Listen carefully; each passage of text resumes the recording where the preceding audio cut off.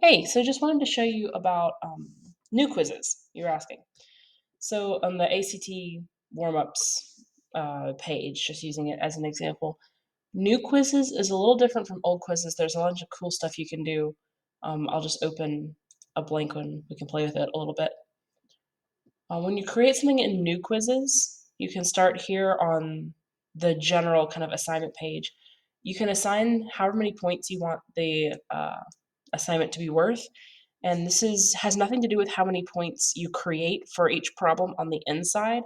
It will automatically calculate itself for, okay, you made a 35 points worth of questions on the inside of the test. You got 30 out of 35, so that's an X percent. And if you want it to be worth a certain number of points in the grade book, not necessarily 35, maybe you only want it to be like a 10-point assignment, it'll automatically calculate out of 10. So you put 10 points here. It's real smart about points. So if you have it synced to go to the grade book, it won't put like 30 out of 35. It'll say whatever that is out of 10, because I don't do math. But so you can calculate points there for you. Also, you can choose what assignment group you want it to go with. If you have categories like classwork, test, quiz, homework, projects, labs, whatever, you can create assignment groups here. Obviously I don't have them set up for this particular Canvas class, but if you have them set up in your Canvas class, you can choose what category you want the assignment to be listed under. You can display grades as all this other different kind of stuff if you want complete, incomplete for like participation grades, that kind of thing. This shouldn't change much because New Quizzes is an external tool, so can't mess with this much. You can set it to sync to PowerSchool automatically if that is something that you tend to use. You can also select who you assign things to. You can assign it to just certain people in the class, so they're the only ones who will see it and be able to access it. Or you can assign it to everyone, it's up to you. You can change due dates, when they're able to access it, when it locks them out, all that kind of good stuff. You can even hit add and create multiple categories. So you can like assign it to first period here and have different due dates or available and until times. This one can be second period, that kind of thing. You can change that up as much as you want. Once you decide you like it is, you can also add a rubric here at the bottom if you want, so the kids can see the grading scale before they open the assignment, all that kind of stuff. You can build to go ahead and start working on it. Save will just save your progress without publishing. Save and publish means that the kids will be able to see it. But build is where we go to start making stuff. Give it a second to open. Okay, so once you've got it open, you can add instructions here, and it's just like kind of creating a page on Canvas. So you can create in your instructions, you can type with all your various ways to edit and mod. You can add pictures, links, you can embed things, all kinds of stuff. So your instructions can be as complicated or as simple as you want them to be. I'm not going to add anything just now. This plus sign says let's add some content. So if you have banks in Canvas, like question banks, you can add things directly from those item banks. You don't have to create yourself. I don't really know what outcomes are. I don't usually mess with that. But you can hit the plus to add content, and there's lots of different options for what kinds of questions you can add. So I believe this is also from the item banks that you can add in as well. Categorization is kind of cool. It's you can create different categories. So I know for me doing English, I might have like, okay, these are for the nouns, and category 2 is for verbs. And then I can add in as many things as I want here, like dog and cat, verbs, like run, things like that.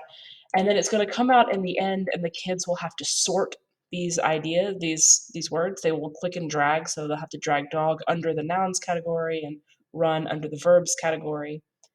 And you can add distractors that don't go in any category, all that kind of good stuff. It's really, really nice. You can assign how many particular points you want this worth. You can also add feedback options for every question.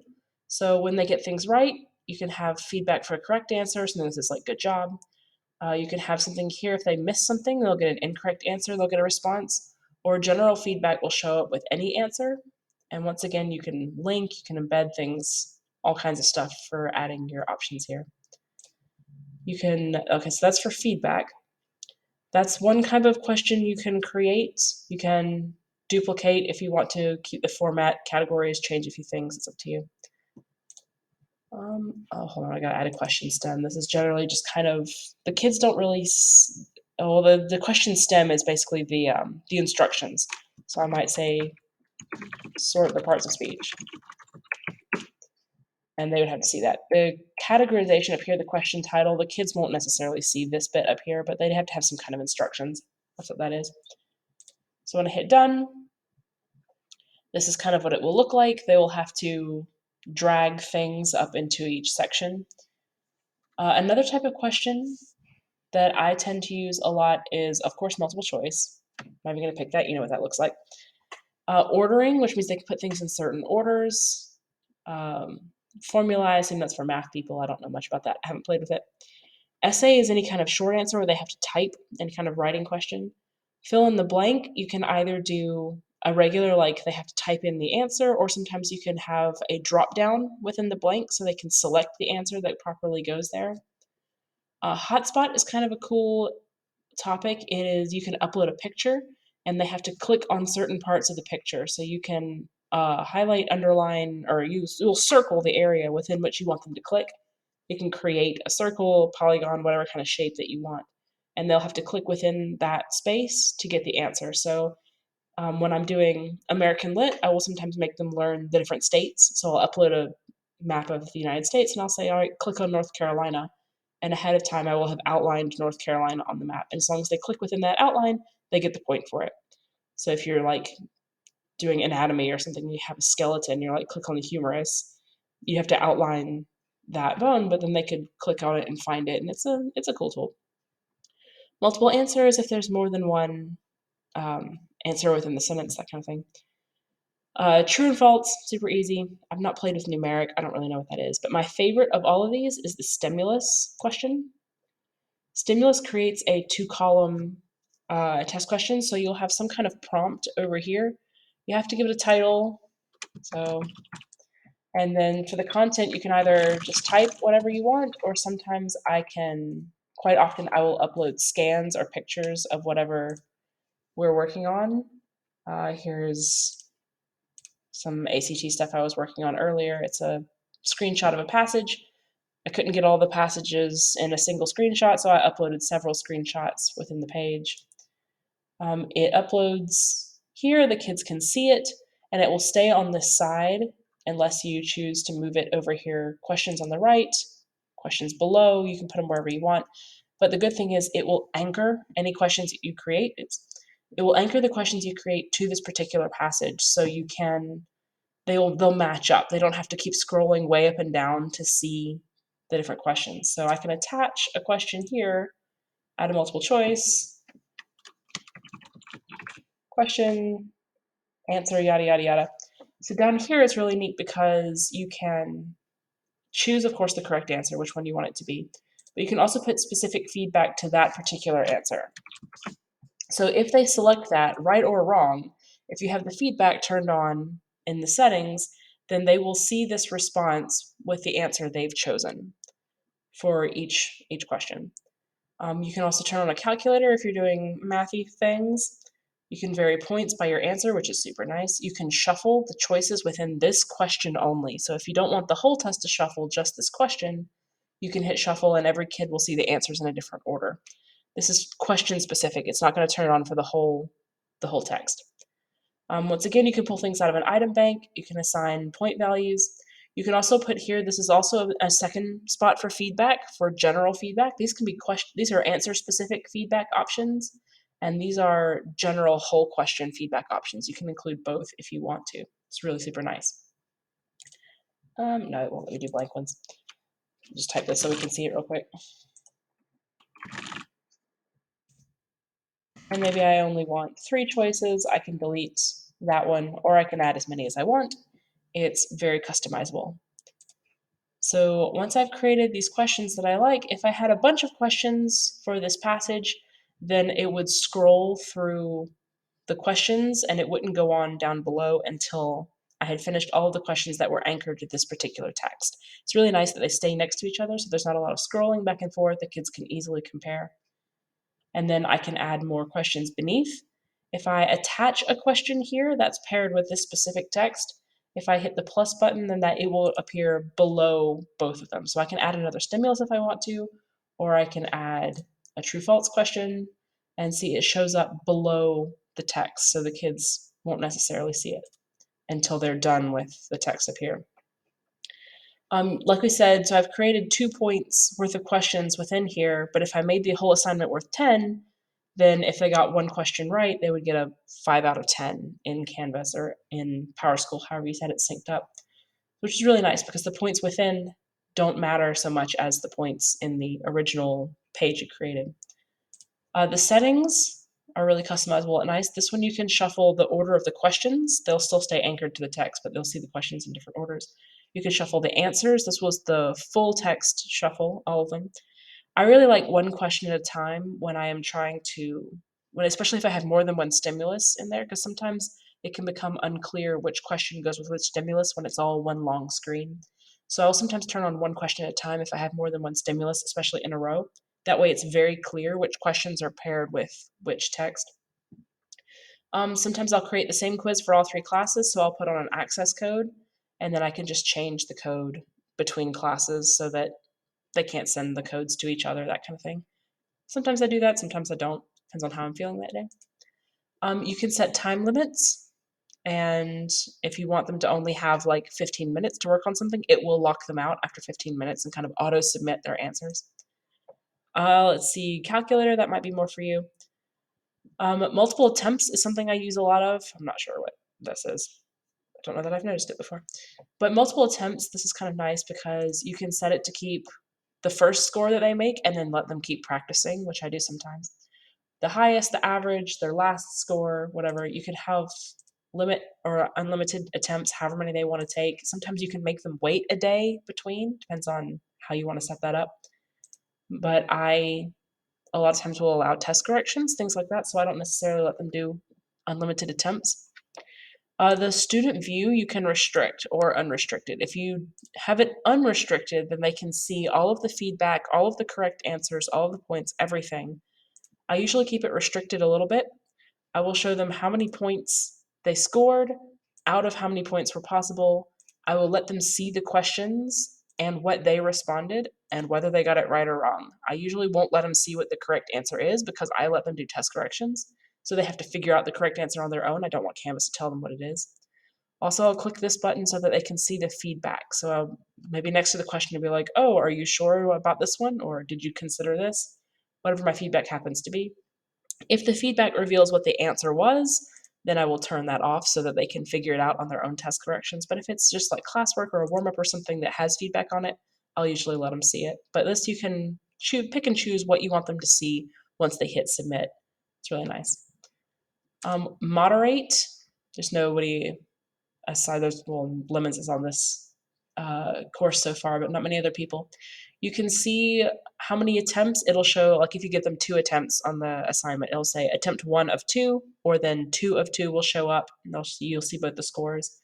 You can see what they made, how long it took them, and you can click on the activity log, which will show you every click and keystroke within the test. So sometimes you can see, did they leave the quiz and come back? You can tell they were in other tabs, things like that. It's very shady. You can also add accommodations for anyone you may have 504s or IEPs. You can adjust the time, or sometimes you can give people an extra attempt.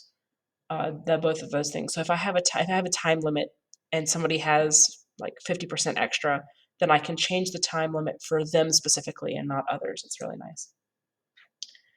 I can also give people, there's their additional attempts. I can adjust the time. I can also reopen. So if someone says, oh no, I hit submit, I didn't mean to, or I didn't realize there was a whole nother section after that stimulus, I can reopen it so that they can continue where they left off, which is sometimes easier than giving them a whole second attempt. They have to redo all their work before. That is new quizzes for the most part. It's super, super nice because you can do so many different things with it. To see what one looks like, well, no, let's do one with a stimulus. Never mind. Let's go back. So this is one of the new ones that I created for the ACT warm-ups. So most of my warm-ups in my own class, I keep them really small point value because I make them count. So no one will really disrupt you. So I only make it like worth 2 points. But on the inside, let's take a look at the assignment.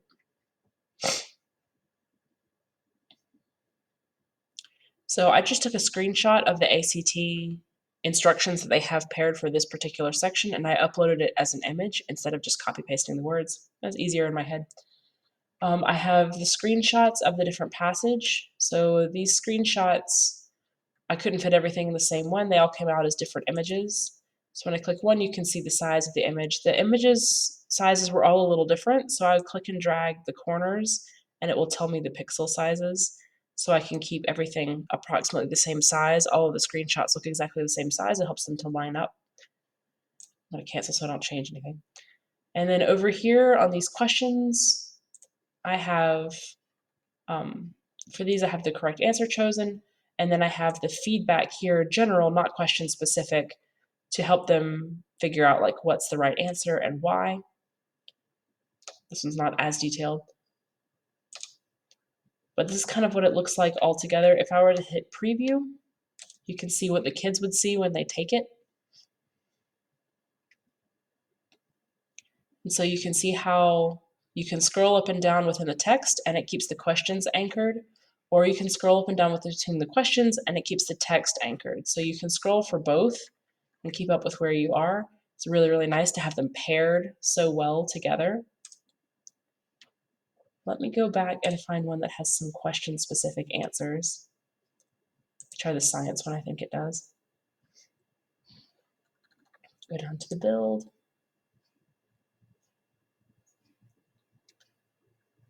Yeah, so here's the instructions. They were copy-pasted from the science released passage.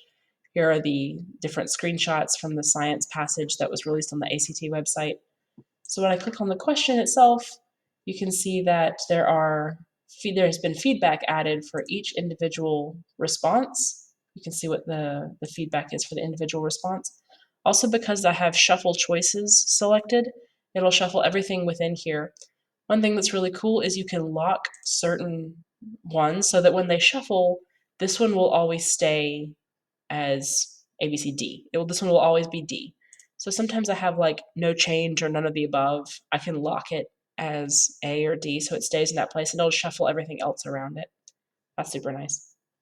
But there's individual feedback, so whatever they choose, if they click B, they will see this response. If they click D, they will see this response. There's not a general overall response that everyone sees the same thing. It's specific to which question they've chosen. Super nice. But yeah, once people take it, you can go through, you can see all of the stuff that they created. I've added individual responses for a lot of these because I don't know a whole lot about science and math. I can't help them with those answers, so that's why I've added the feedback. And then I have them set in my class so that they will sync over to PowerSchool, which I can also show if you want. But it's just kind of a very basic general overview of new quizzes. I would say just play with the different answer choices, see what you like, see what works best for you. Mostly I use multiple choice and essay. I do sometimes use the hotspot, and I use stimulus a lot because I like the paired text and questions kind of thing. Show them the graph, show them the questions that go with it. I will use matching for things like vocab sometimes, match the word to its definition or match it to a synonym or an antonym, things like that. Some of these you can set up for, and a matching will a lot of times give partial credit. Sometimes the sorting to the different categories, the categorization, it doesn't always know how to give partial credit. So I have to go in and do partial credit manually sometimes, which is a little annoying. But matching does do partial credit very well. I will say once the kids have done it, it's a little harder to get into SpeedGrader, the grading page on Canvas or on the new quizzes. It's a little harder to get to SpeedGrader, and SpeedGrader is a little different. You can't grade by question the way you can in old quizzes, but it's not too bad. It's just like 2 clicks. But yeah, that's just kind of a general overview. If you want anything in more detail, let me know. I know we didn't have the same planning period, so I just went ahead and made this for you so that you can get a loose idea of what it looks like. Yeah, I'm here. Let me know if you have more questions.